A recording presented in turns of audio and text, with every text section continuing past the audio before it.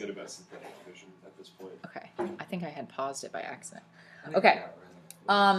All you're doing is finding asymptotes and intercepts. I left you a lot of space because I wanted to make sure that I left you enough space for like the next one. So it's really like, if you look, they're attached a little bit. So they're all like, I just didn't want to squeeze this on one page, but they're all the same function if you look. But I didn't want to squeeze it on one page because I figured you'd run out of room. I like it. All right, so g of x equals x cubed over x squared minus 1. So what you probably should do is factor the denominator, because then if you do that, you'll see that there are two vertical asymptotes. And you want to make sure you write those as equations of lines. Andy? Like x equals. Oh, what did I do? Sometimes you just write 1 or negative 1. Oh, sorry. And then you have to determine if it's going to have horizontal or slant asymptotes. So when it's top heavy, it does. It does slant, It's a slant. which means you're going to do long division. So we're going to put the x minus 2. X squared minus 2. Minus 2 on that side. Now this one's kind of awkward because the only thing I have here is x cubed. So I'm going to add a 0x, and I'm even going to add the constant 0 as place filler, so I have somewhere to do the division. So it's x. So it's x, and you're going to multiply x times x squared is x cubed, x times negative 1 is negative 1x, and then you must subtract. Yeah. To get Positive. x. Right. And then plus 0. Plus 0. And then Which goes into x it squared. doesn't really actually go in. So that's when you stop. Because x, once the degree of this is larger than this, Yeah, so then you're done. So it's x. x. So you're going to write Y equals X. y equals x. That's your asymptote. Driving range 7 iron vanilla ice cream right there. I love my metaphors, man. I just love them. All right, x-intercept. How do you find x-intercepts? Put Plug X y or in for Y equals 0. Right. So 0 equals x cubed over x squared minus 1. I think it's just 0. Yeah, so when you multiply this over, you just get We got the same thing. 0 equals x cubed, which means you get x equals 0. So 0, 0.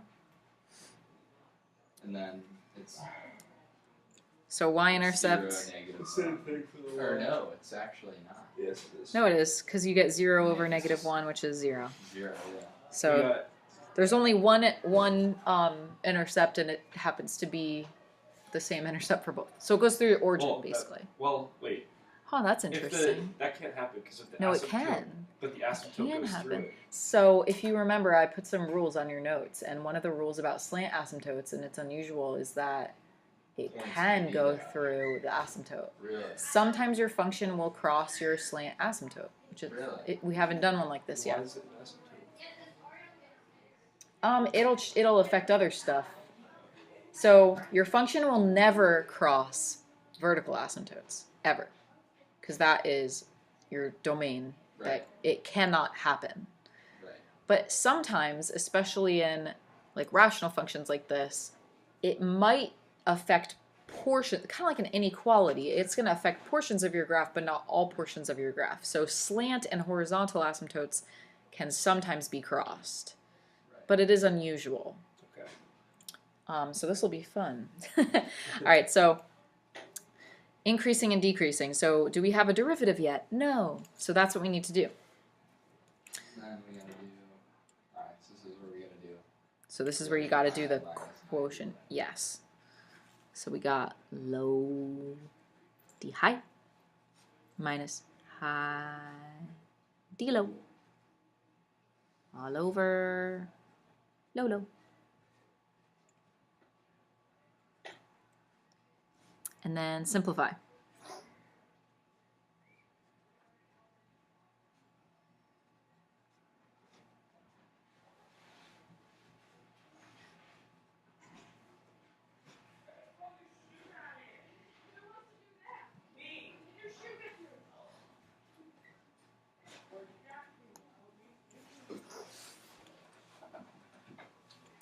You may or may not want to try to like factor numerators and cancel with the denominator occasionally. It's not, doesn't happen here, but it could happen. I think usually when it happens, it's in the second derivative if it's going to happen anywhere.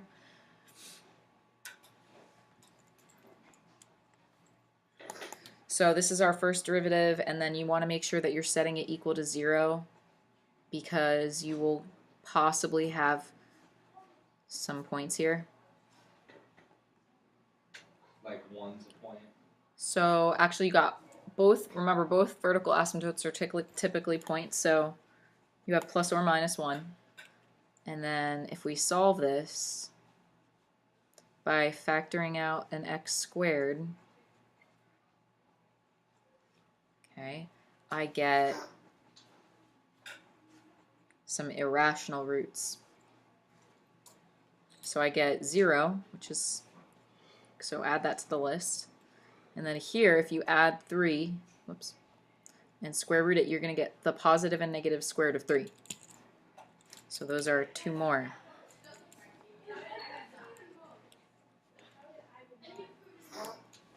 So this is a lot. 1, 2, 3, 4, 5. So you have 5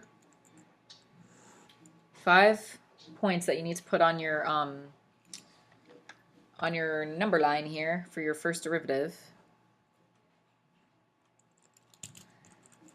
And you're probably going to want to round the square root of 3. So let's see, it's approximately 1.7-ish. You just want to know where it is so that when you do your tests, you know like what to plug in, like where it is. So we have 0 in the middle, we have 1 and negative 1, then we have the square root of 3 and the negative square root of 3. Okay, so then I recommend like using your calculator, make sure you're plugging it into this guy and just plug stuff in. Remember, you only really care if it's positive or negative. Here's the thing. I can figure out some of these because Like it's 1/2 to the 4th is small and smaller than this. So it's going to be negative. And then the denominator is always positive. So basically, don't plug anything into the denominator. You don't need to do that. I'm looking at this, but they're the same. Don't plug anything into the denominator. Plug it into the numerator only, and then you'll get your answer, because the denominator is always positive, so it has no bearing on positive or negative. So 0.5 and negative 0.5 are going to be the same thing. They're both going to be negative. And then I'm going to do like 100. So obviously if I plug in 100, that's going to be huge, right? So that's definitely going to be positive. So 100 and negative 100 will be positive for the same reason. Now 1.5, I'm going to actually need to do that because it's a little squirrely. I'm not totally sure. So 1.5 to the 4th minus 3 times 1.5 squared.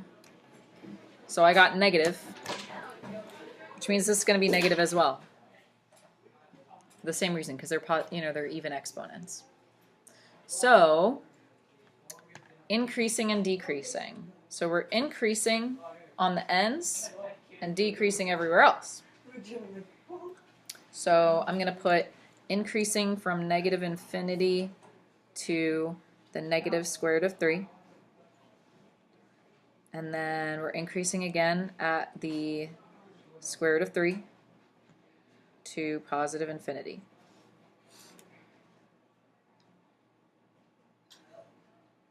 We are decreasing everyone in between.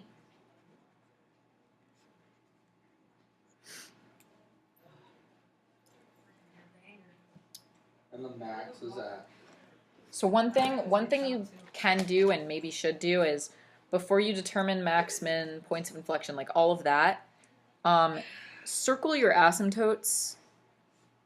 In case it changes, don't call an asymptote a min or a max. That's why I say circle them. Do that for concavity too, because you don't want to call it a point of inflection. So we do have a max and a min at those square roots of 3. So Plug that back in. I suppose. So we're going to have a max at the square root of 3. Dude, I'm so freaking hungry. Don't even show me that. Oh, look at this Dude, I'm crazy gonna thing. freaking sucker punch you in the throat if you 3. Just plug it in your calculator and round. I know I don't usually say to round, but I'm going to let you round here because it's just terrible. So, plug in their square root of 3 cubed. so hungry now. And then we got the square root of... So, square root of 3 squared is 2. So, it would be 3 root 3 over 2. Okay, or you can just round. It's like 2.598 rounded. Positive. Oh wait, dang it. It's the negative square root of 3, that's the max. So Ah, that's okay. that's fine, just make it negative. Meh, negative, and negative. Okay, there we go. So then the other one's at the positive square root of 3. So it's the same thing, just positive.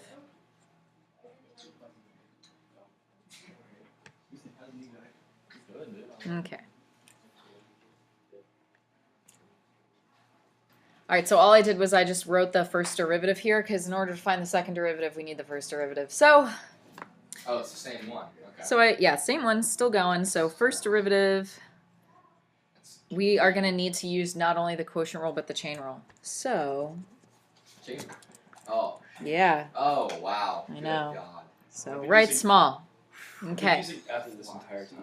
I figured you would. Yeah. It's fine, just ignore that. Let's just pretend I it didn't. wanna die. I wanna Pretend it die. didn't happen. Okay. Yeah, I want to die Should I inside. keep using F or switch to G? That's the question. Oh, the real Dude, should I question. change Commit. this? Commit Just to just the go G. up just go up here and change this to an F. Okay. Commit to Committing. to it. All right, so we have low and then d high.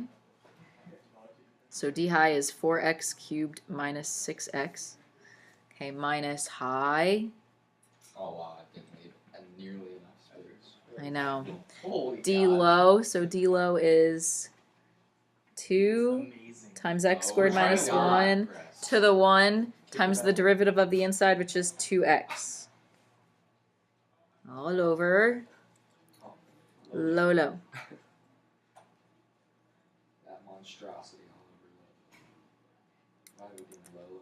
Okay, and I'm going to show you how to simplify this goodly. Goodly. Goodly. Oh my God. Is that a word? No, it's not. It's well. I have a question. Yeah. I think it should be x squared minus 1 over to the 4th. Oh, it is. Yeah, it's to the 4th. That's funny. I said it, but What, you think it's better? I said low, low, but then I didn't write low, low, low. I just put low, just to the 4th. Is that good call. 2x at the end? Yeah, because like the derivative of the inside. Chain rule. Gotcha. So, all right. So before I show you too much, I'm just gonna combine like these two. So Combine. Okay. it's gonna make the next thing easier. So I'm combining the monomials. Binomial times a binomial does not equal binomial. Not necessarily. Never does. Okay. No, it can. A binomial and a binomial can be a binomial. Difference is squares. Damn. That's You've just been told. tell Miss Ferrison. She was wrong. Oh, that's funny. Okay, so if you look, Pretty sure I called the that. numerator has minus 1s everywhere, and so does the denominator. So what we are going to do is not make up math, and we're going to take an x squared minus 1 out of the numerator. Just 1, because we can't take out more than 1. It's illegal. It's illegal. It's against math rules. So I'm taking this, and I'm taking this. We're factoring that out. So what would be left is this guy. Okay. And then minus these guys. Oh, wait. We'd have one of these guys. Hold on, I missed one. So since there were 2, Yeah, wouldn't we have another? We would- I yeah. was gonna say that, but yeah. So x squared minus 1, and we have this guy. Stop the flow. Deflo. And then we'd have these guys here. So I'm going to put the 4x in front because it looks better. Pretty sure I did call Miss Ferrison out on that once. And then she was like, Who is that? my freshman algebra 1 teacher. That's funny. In Sometimes I find myself saying always, and then I go back and I'm like, wait, not always, but most of the time. I was like a huge smartass in that class. Wait, I'm recording and you said a bad word. Now I have to go bleep it out. Smart What'd you say? Smart butt. Smart Except I ass? didn't say Stop! Oh, sorry. Still recording. Alright. All right, now I also told Chris to go like. what we can do. I don't think I was recording at that time. I can cancel like one of these with one of these, which would make that a 3. That's such a satisfying feeling. in my Yes. brain. Now that is, you want to do that because if you don't do that, it's even worse to simplify. So now we're going to simplify by foiling this right here. So that's going to give me, 4x to the 5th minus 6x cubed minus 4x cubed plus 6x. I'm going pretty slow because I don't want to screw this up. This is the math problem. What if we like got to Your the end of this, we're like, children oh, we didn't I do know. the first derivative. You'll know because it's going to look terrible. All right, and then distribute here. So and make sure you distribute the minus. So this is going to be minus 4x to the 5th plus 12x to the 3rd all over the quantity of x squared minus 1 cubed. This is the math problem we'll tell our children about one day. Now stuff cancels, which is great. Of all math problems. We can cancel The this and 4x. this. Then we have, this is like a negative 10 and so your we're left 12. with 2x cubed plus 6x on top. Yep, Not bad, not bad. not bad. That actually simplified really nicely. Yes, it does. All right, so that is, don't forget your second derivative. So this is the whole point. We could still take some stuff out, right? You could, but I don't think it's helpful. You do want to try to set it equal to 0 and solve. Yeah, actually, I think you could. No, you can't. You can almost solve. But you can't. You can solve like a little bit. So denominator goes away. 2x times x squared. plus Wait, I 3. put squared and this is supposed to be cubed. right? You can take out an x squared. Yeah, that is cubed. Take it out x squared. I could take out an x. 2x. 2x, yeah. 2x, and then you get x squared plus 3. Now, x squared plus 3 won't be, It's not that'll be imaginary, so you can ignore that one, but we do have 0. a 0 as a critical point. Okay, now we have other critical points. What are they? And where do they come from? First derivative. Right, so we also have like x equals 1. 1 and negative Negative 1. 1. Those are our vertical asymptotes. So, But they can't be a critical point if they're not a vertical. but you want them in the test because they're Okay. values for which your derivative doesn't exist. So, and like if you look, if you plug in 1 or negative 1, that's going to make that not exist. So your second derivative test should have 0, 1, and negative 1. This is a beast. So we can It's like test a 12-pound bag. 0.5. Dude, this is like a 12-pound. But hey, if you right can now. if you can do this, right, you can do anything. Yes. This is as hard as it gets. You could go to the moon. Go to alright. the moon, dude. I could breathe underwater. I Make could do sure this. make sure you're plugging these into the second derivative. Second. Okay, now the denominator, It's cubed, so it could be positive. or Could negative, be so you have to either. check it. so I'm going to do 0.5 first. So if we do 0.5, that's going to make the denominator negative because it's smaller than 1.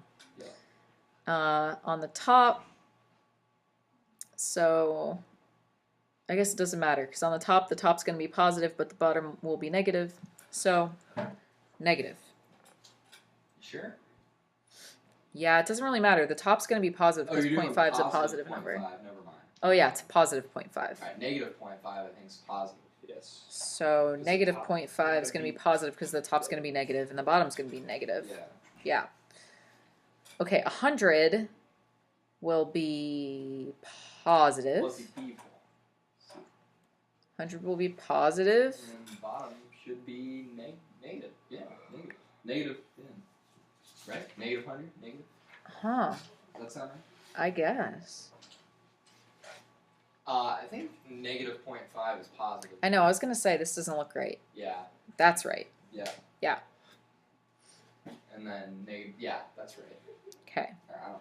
Should be. Okay. Hope so. Now, circle your asymptotes. What are they? Negative 1 and 1. Okay, those are not points of inflection. Which I was gonna mess up brutally. if you But didn't we say do actually have one. Look, it. It's 0. 0. So at 0, if I plug in 0 real quick, I get 0. So hey, that's our intercept is a point of inflection, which is cool. Nothing better than the good old POI. And we're concave up from -1 to 0, and then again after +1. We're concave down from -infinity to -1, and then again from 0 to 1. Okay. All right, so what you're going to do first to graph is graph any like points that you know. So points of inflection, intercept, max mins. So we have to like go back a little bit. That's kind of annoying. Sorry. Dang. All right, so we That was had a our long our problem. maximum is at Feels like a month ago that we did the first trip. So actually I'm going to do the asymptotes before I do the other points. All right, so asymptotes are at 1 and -1. So 1 and -1. We have vertical asymptotes. So we can chalk those down. And then we have the slant asymptote. That's going to go through. It's going to go through the origin and have a slope of 1. Make sure that you're graphing your asymptotes pretty accurately. Don't just like put random lines there. All right, so I got some asymptotes. Ooh, this is going to be a fun one. This was hard because it has 2 vertical and a slant. We've never done this before. Makes it extra interesting. I think it was on the homework though. That's why I picked it. It was in the book. All right, so, and then now I can put in those other guys. So the other guys were at, let's see, negative square root of 3 and negative blah, blah, blah. So that was like negative 2.6. So it's like negative, if this is negative 2, you have a point at approximately this is a point. So graph that. Ouch. So that's going to be somewhere, oh man, so like right here. Yeah, like right around here. Oh wait, no, that's too far. Hold on, scoot that over. It's like here. Okay, like right around there. And that one's supposed to be our maximum, which means you're going to have a curve in here. Oh. How many curves are there going to be here? 2 or 3? 3. Yeah, that's what I thought. Yeah. Okay. Okay, so just check your concavity. So it does say concave down up until -1. So this is concave down, right? Good. Yep. All right, so then let's check the other super important point that was like the positive version of this. Yeah. Okay, and so this was our It max. should be reflected across to the other side, right? This is our min. Yeah, so it's going to look the same just over here. Yeah. So if this is 2, 2, 3, so something like around here, I guess. In that realm. Okay, and check your concavity. That's supposed to be concave up after 1. So that's good. So this is 1, concave up after 1. All right, so this is where it gets funky. So within the 2 vertical asymptotes, it has to be, so it's decreasing between the asymptotes. We know that from before. So Okay. it has to be It's decreasing, gonna be like that. right? Hopefully. It's gonna be like a tangent. And then it says it's concave up after 1. So concave up. Oh, wait. Sorry. That's not what we care about. It's concave up from -1 to 0, decreasing. And then it's concave down.